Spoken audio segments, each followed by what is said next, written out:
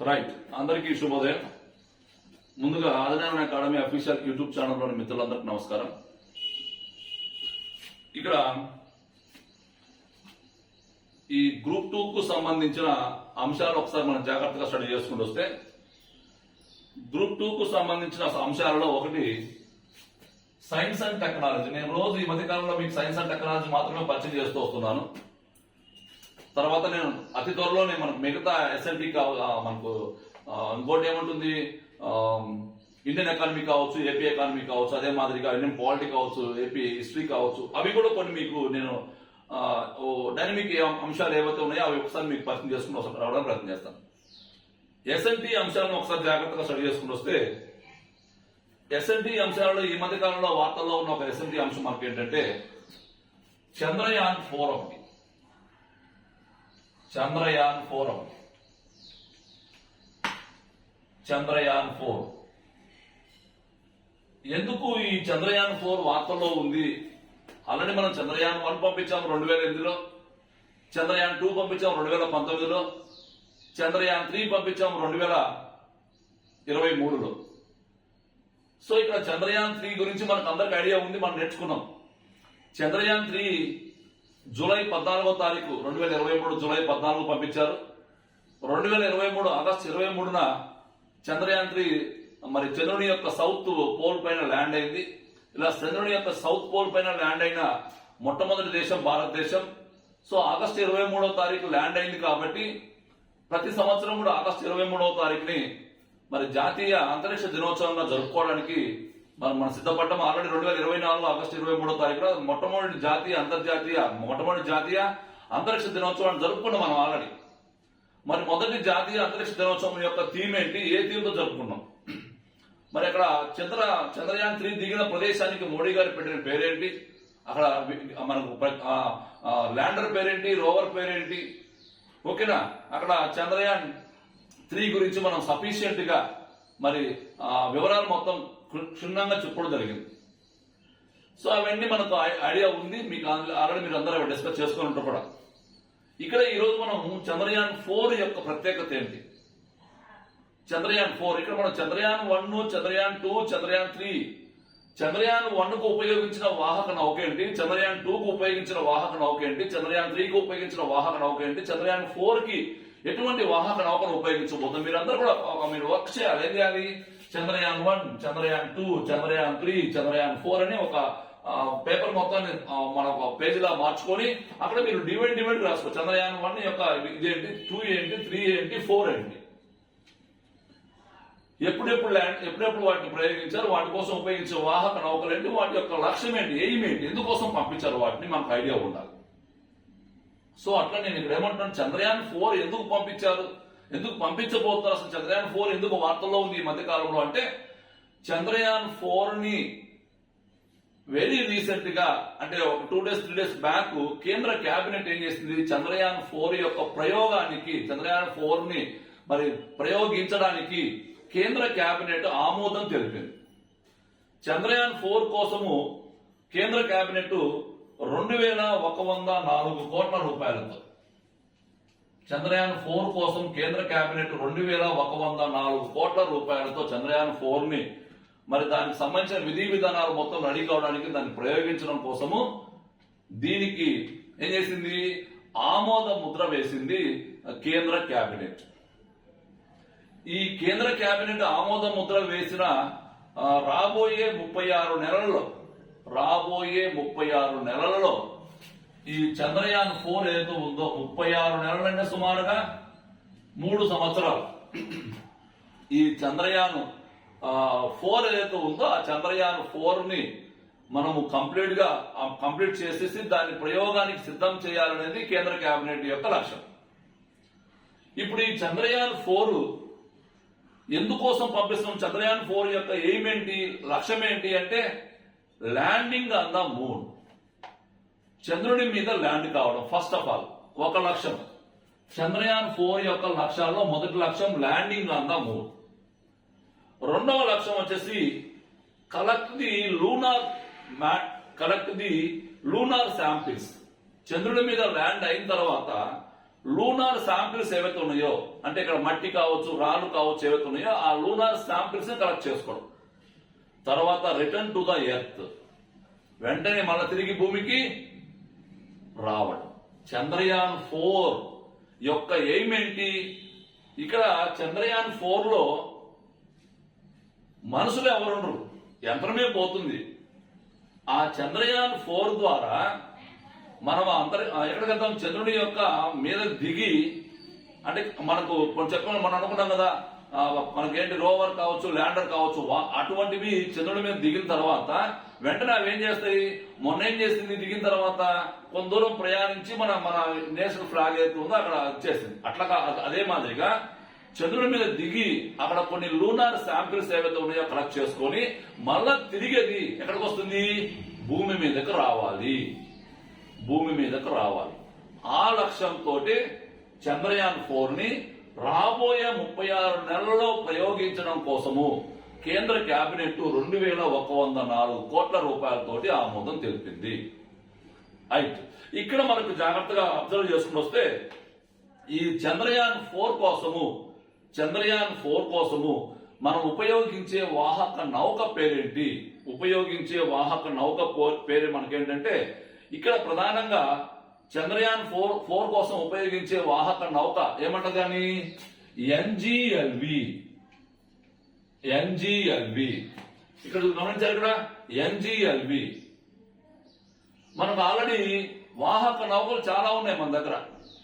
మొదట్లో వచ్చిన వాహక నౌక ఏంటి? ఎస్ఎల్వి. రెండో వాహక నౌక ఏంటి? ఏఎస్ఎల్వి. మూడో వాహక నౌక ఏంటి? పిఎస్ఎల్వి. నాలుగో వాహక నౌక ఏంటి? జిఎస్ఎల్వి. మరి ఐదోది మనకేంటి? ఎల్విఎం. ఇప్పుడు కొత్తగా ఏం రాబోతుంది? ఎన్జిఎల్వి పేరుతో ఒక వాహక నౌకను, కొత్త వాహక నౌకను ఏర్పాటు చేయబోతున్నారు. ఓకేనా? New generation launching vehicle. ఈ న్యూ జనరేషన్ లాంచింగ్ వెహికల్ వాహక నౌక యొక్క ప్రత్యేకత ఏంటి? దీని యొక్క ప్రత్యేకత ఏంటి తెలుసా?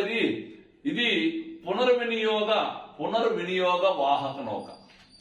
అంటే ఒక వాహక నౌకను వినియోగిస్తే రెండోసారి మనం వాటిని వాడుకోలేము, కానీ దీన్ని ఏం చేసుకోవచ్చు? పునర్వినియోగ వాహక నౌక.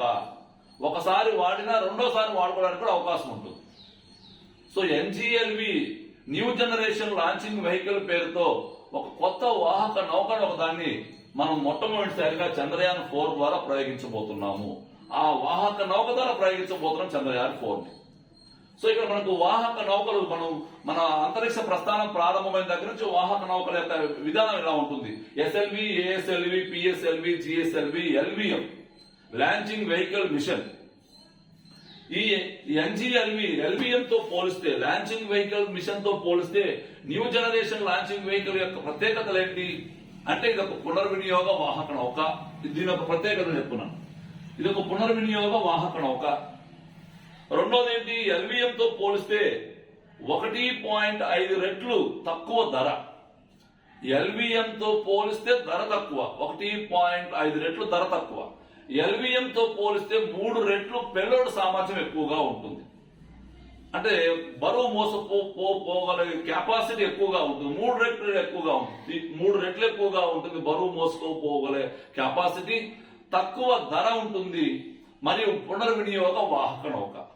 సో ఈ 3 లక్షణాల వలన ఎల్విఎం ను కాదని న్యూ జనరేషన్ లాంచింగ్ వెహికల్ ని ఎంచుకుంది మరి ఇస్రో. సో కాబట్టి చంద్రయాన్ 4 కు సంబంధించిన అప్డేట్స్ మొత్తం చెప్తూ వచ్చాను మీకు నేను. చంద్రయాన్ 4 ఎప్పుడు పంపించబోతున్నారు, మరి ఏం చేయబోతున్నారు, ఇవన్నీ కూడా మనకు ఒకసారి ఐడియా ఉండాలి. ఇక్కడ మనకు ఒక 2 మాటలు, మన కొత్త మాటలు ఏంటంటే, మనం కొన్ని టార్గెట్స్ పెట్టుకున్నాం. కొన్ని టార్గెట్స్, ఫర్ ఎగ్జాంపుల్ మనకు గగనయాన్ అన్నాం. ఈ గగనయాన్ ద్వారా మనం తొలిసారి అంతరిక్షంలోకి వ్యోమగామును పంపించబోతున్నాం. మనకు ఆల్రెడీ తెలుసు, మీ అందరూ టచ్ చేస్తున్నారు ఆల్రెడీ. ఇక్కడ మనకు ఈ గగనయాన్ ద్వారా అంతరిక్షంలోకి వెళ్ళడానికి మరి ఎంపిక కాబడిన వ్యోమగాముల పేర్లు కూడా మనకి ఇచ్చారు ఇస్రో. ఒక ఆయన ప్రశాంత్ అని, ఇంకొక నాయర్ గారు అని, రకరకాల పేర్లు ఉన్నాయి. ఒక 3 పేర్లే ఉన్నాయి. వీళ్ళతో పాటుగా వ్యోమమిత్ర పేరుతో ఒక రోబో కూడా పోతుంది, మహిళా రోబో కూడా పోతుంది. ఈ గగనయాన్ని 2018లో భారత ప్రధానమంత్రి గారు అనౌన్స్ చేశారు, 2018 అనౌన్స్ చేశారు 2022లో పంపించడానికి. కానీ కొంత లేట్ అవుతూ వస్తుంది, వస్తుంది.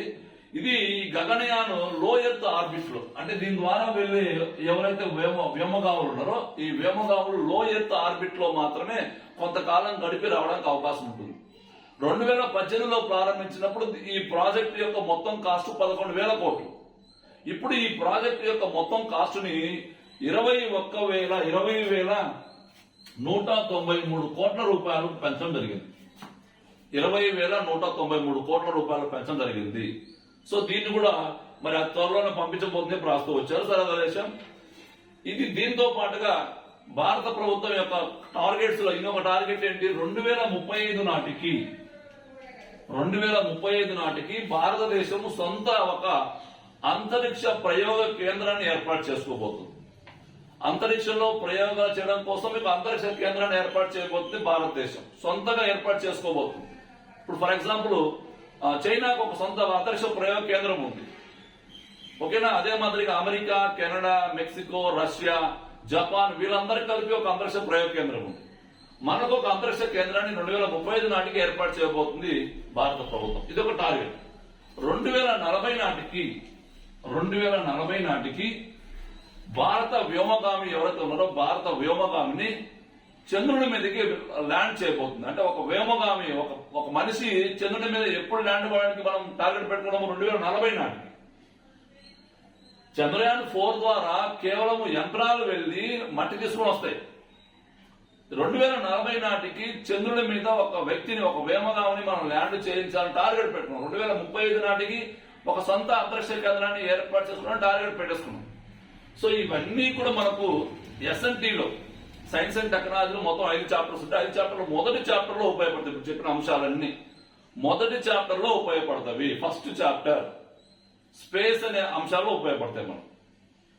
కాబట్టి ఆదినారాయణ అకాడమీ ఇటువంటి విషయాల్లో మీకు గ్రూప్ 2 మరి సీరియస్ గా ప్రిపేర్ అయ్యే మిత్రులకు ఈ డైనమిక్ పార్ట్ విషయంలో మీకు ఉపయోగపడుతుంది అనుకుంటే ఒక్కసారి మన యాప్ ఉంటుంది, ప్లే స్టోర్ లో ఇన్స్టాల్ చేయండి. మన టెలిగ్రామ్ ఛానల్ ఉంటుంది, ఒకసారి జాయిన్ కాండి. ఇక ఇటువంటి ఈ యొక్క టార్గెట్ ఏదైతే మనం ఈ ప్రోగ్రామ్ అనుకున్నామో ఈ ప్రోగ్రామ్ యొక్క టార్గెట్స్ ఏంటి, మనకు అందరూ రాష్ట్రంలో ఉండే ప్రతి వాళ్ళందరూ కూడా మీకు స్టాండర్డ్ పార్ట్ మీద రకరకాల కోచింగ్ సెంటర్స్ ఆన్లైన్ ఆఫ్లైన్ లో మీరు వినరు.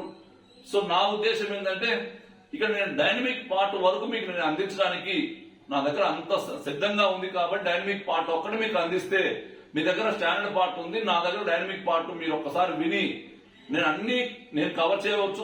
కొంతమంది ఎక్కువ కవర్ చేయొచ్చు నాకన్నా. ఇంకా సరే ఎక్కడైనా దొరికితే ఓకే, దొరకకపోతే డైనమిక్ పార్ట్ వరకు మీకు అందించాలన్న ఉద్దేశంతో డైనమిక్ పార్ట్ మన గ్రూప్ 2 లో ఉండే మొత్తం సిలబస్ కు సంబంధించిన డైనమిక్ పార్ట్ అప్డేట్స్ మొత్తం కూడా ఒక కోర్సు రూపంలో మీకు అందించడానికి ఆదినారాయణ అకాడమీ అతి త్వరలో ఒక కోర్సు లాంచ్ చేయబోతుంది, కేవలం డైనమిక్ పార్ట్ తో కలిపి. అదే మాదిరిగా డైనమిక్ పార్ట్ స్టాండర్డ్ పార్ట్ తో కలిపి ఒక టెస్ట్ సిరీస్ కూడా త్వరలో లాంచ్ చేయబోతుంది ఆదినారాయణ అకాడమీ. సో ఈ ప్రోగ్రామ్ మీకు నచ్చినట్లయితే ఇక్కడ ఎవరిని మనం ఫోర్స్ చేయట్లేదు. నేను చెప్పాను మన క్రెడిబిలిటీ ఏంటి, మన హానెస్నెస్ ఏంటి, తర్వాత మార్కాపురి యొక్క విశిష్టత ఏంటి, ఇక్కడ ఎంతమంది ర్యాంకర్స్ గతంలో ఉన్నారో నేను మీకు ప్రామిస్ కూడా చేశాను. మనం రాబోయే నోటిఫికేషన్లు త్వరలో రాబోయే నోటిఫికేషన్స్ కావచ్చు, లేకపోతే రాబోయే గ్రూప్ 2 ఎగ్జామ్స్ కావచ్చు, డిప్యూటీ ఎగ్జామ్స్ కావచ్చు, ఏవైనా కావచ్చు, మన రోల్ కూడా కంపల్సరీగా దాంట్లో ఉంటుంది అని నేను చెప్తున్నాను మీకైతే. అంటే ఆ కాన్ఫిడెన్స్ లెవెల్స్, అంటే మేము అలాగా మనం ఉన్నాం కాబట్టి ఆ కాన్ఫిడెన్స్ తో మీకు చెప్పగలుగుతున్నాం. తప్పనిసరిగా మీరు ఆదినారాయణ అకాడమీని సపోర్ట్ చేయగలిగితే, మీకు నచ్చినట్లయితే మీ మిత్రులకు తెలియపరచండి. ఒకసారి మన యాప్ ప్లే స్టోర్ లో ఉంటుంది. ఇంకా నేను కోర్సు లాంచ్ చేయలేదు, అతి త్వరలో లాంచ్ చేస్తాను. ముందు మీరు వినండి. మన త్వరలో మీకు ఒక టెస్ట్ కూడా నేను మీకు ఫ్రీ టెస్ట్ కూడా ఒకటి అందుబాటులో తీసుకొస్తాను యాప్ లోనే, అది కూడా చూడండి, క్లాసెస్ వినండి. ఎందుకంటే కొంత మీరు గ్రూప్ 2 అంటేనే రకరకాల ఇన్స్టిట్యూట్స్ ఉంటాయి కాబట్టి, మరి పెద్ద పెద్ద ఇన్స్టిట్యూట్స్, పెద్ద పెద్ద టీచర్స్, పెద్ద పెద్ద లెక్చరర్స్ ఉంటారు కాబట్టి ఎక్కడో మారుమూల ప్రాంతంలో ఉంటాం ఆదినారాయణ అకాడమీ. మరి ఇది మన పనికి వస్తుందా, పేరు కూడా చాలా డిఫరెంట్ గా ఉంది, పనుకోవచ్చు కొంతమంది. ఓకేనా, నేను చెప్పాను మొదట్లో చెప్పాను మాది చిన్న అకాడమీ. ఓకేనా, మనకు ఒక్కసారి చూస్తున్న చిన్న చిన్న సినిమాలు భయంకరంగా ఆడేస్తుంటాయి, పెద్ద పెద్ద కోట్లు ఖర్చు పెట్టినా గానీ ఉపయోగం ఉండకపోవచ్చు. సో కానీ ఒక్కసారి ఆదినారాయణ అకాడమీని కూడా మీరు చూడమని చెప్పండి. నేను ఉపయోగపడుతుందంటే ఉపయోగించుకోండి, అంతే చాలు. ఓకేనా, థ్యాంక్ యూ.